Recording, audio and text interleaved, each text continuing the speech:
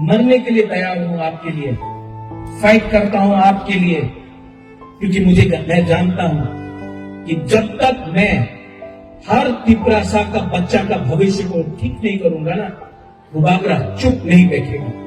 मैं डरता नहीं हूं किसी से, मैं किसी से नहीं डरता हूं।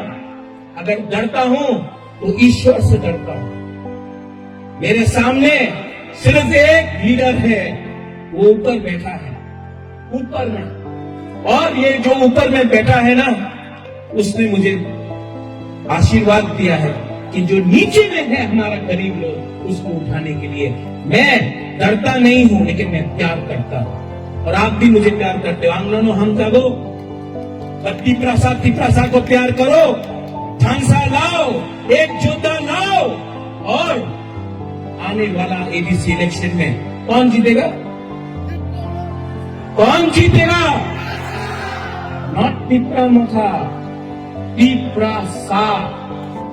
उसमें चकमा भी तिपरासा है कि नहीं? चकमा लोग है कि नहीं? है। और हम लोग सब जीतेगा।